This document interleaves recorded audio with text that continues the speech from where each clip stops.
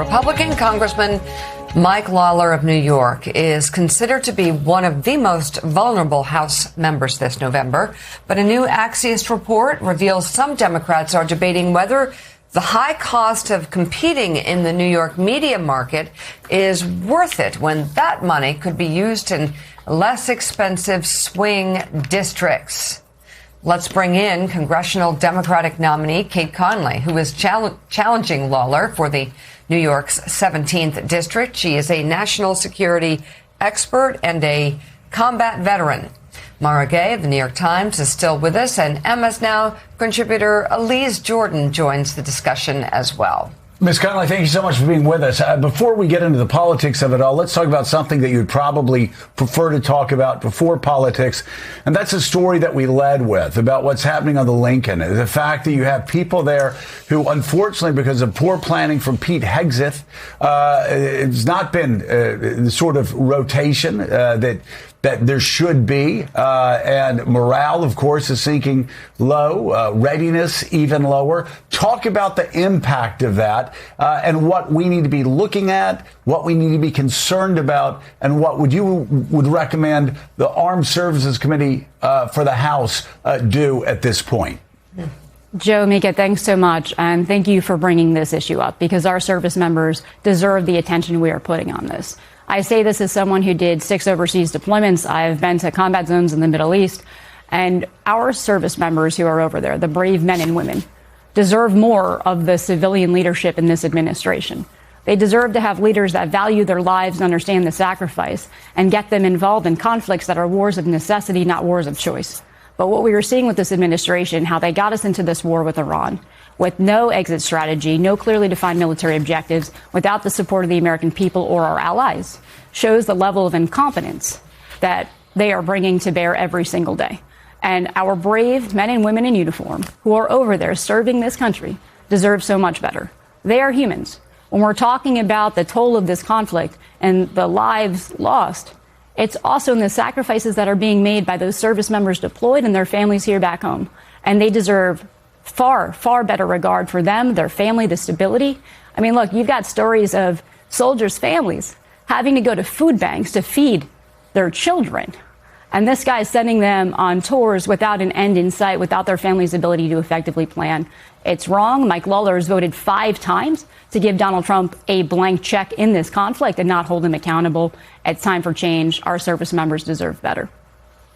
So you did 6 deployments, so you understand the importance of making sure those deployments are spaced out and there's rotation and there's time home with families. I've got to say, as a civilian that got up to Washington and was on the Armed Services Committee, the first thing that battle hardened military leaders hammered into my head is they were like, son, readiness isn't about weapon systems. Readiness are about the men and women who put on the uniform and serve this country. And you can't overextend them. You can't exhaust them. You can't have them thinking about their families and how long they've been away from their sons and their daughters, their husbands and wives, and expect them to perform the way you need them to perform on the battlefield. Talk about that. Talk about how everything that's happening right now in this Lincoln story actually undermines readiness, undermines morale, undermines our military's effectiveness to fight the next battle, to fight the next conflict, to fight the next war. Joe, 100%. Look, before you would deploy, you were supposed to do these readiness training events, right? These major training pre-deployment events so that you and your unit would be as prepared as possible before you went out the wire for whatever you were facing.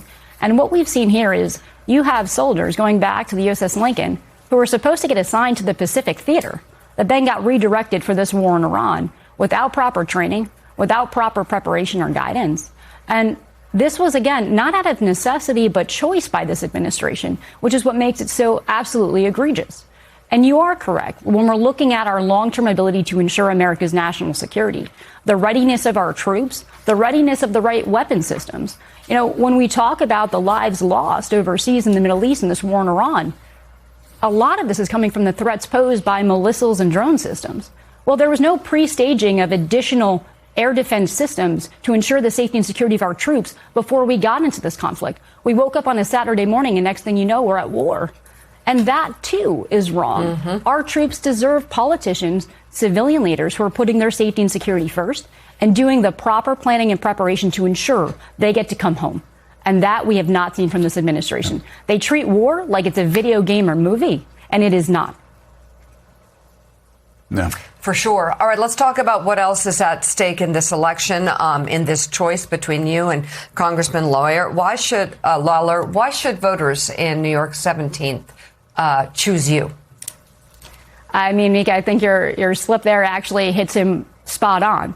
He is a liar. Like, this guy sits there and will look you in the eye and try to tell you the things he's done to make your life better.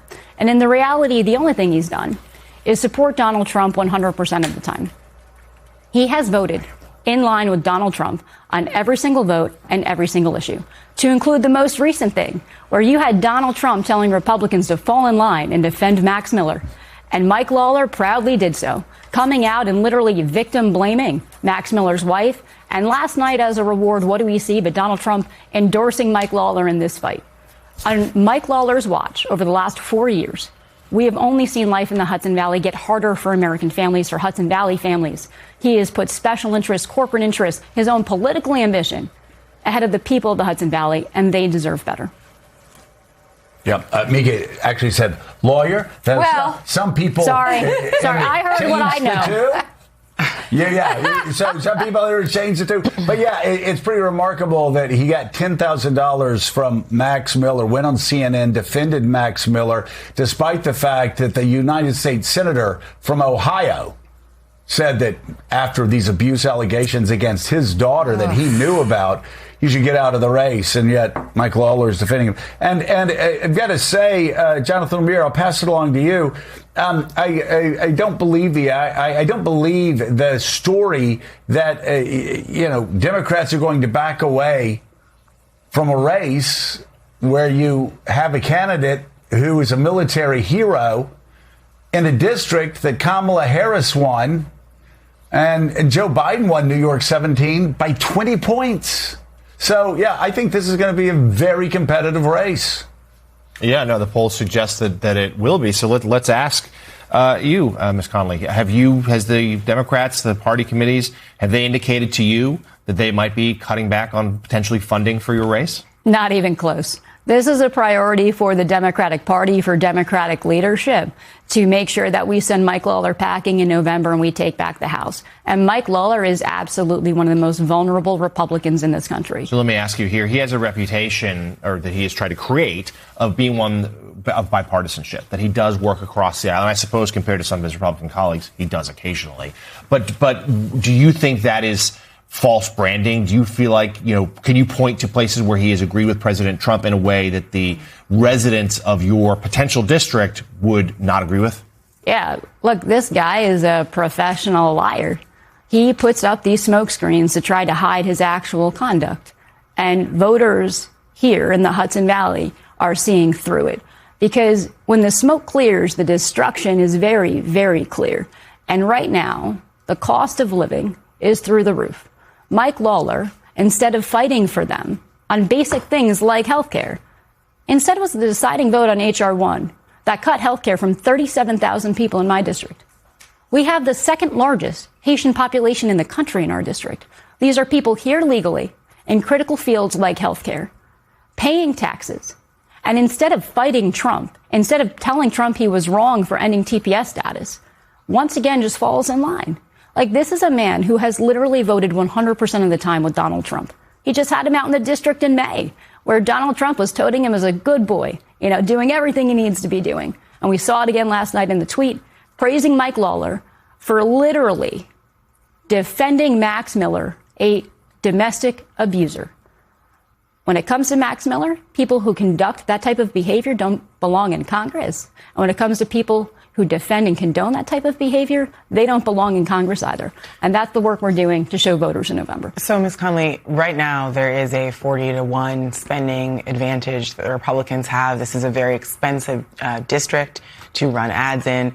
How are you going to overcome that so that you can get this message out to voters? Yeah, so one, I will tell you the support that is pouring in from all across the district and all across the country is very real.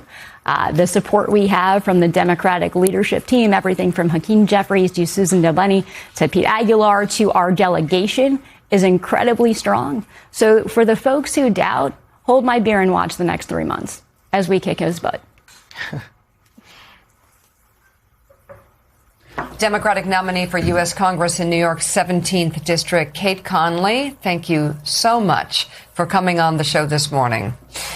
All right, Elise Jordan, especially after that, your big takeaways for the week, given everything that's going on from ICE raids to what's happening in the Middle East with our members of the military, and then the argument that Kate Conley was making about Donald Trump and Mike Lawler and the need for change.